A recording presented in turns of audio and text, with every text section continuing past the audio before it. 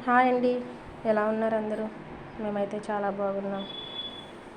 నేనైతే ఈరోజు బంగాళదుంపల్ని బాగా పొట్టు తీసుకుని శుభ్రంగా కడుక్కొని సన్నగా కోసుకొని ఆయిల్ వేసి ప్యాన్లో ఆయిల్ హీట్ అయిన తర్వాత బంగాళదుంపలు ముక్కలు అందులో వేసి బాగా ఫ్రై చేయాలి.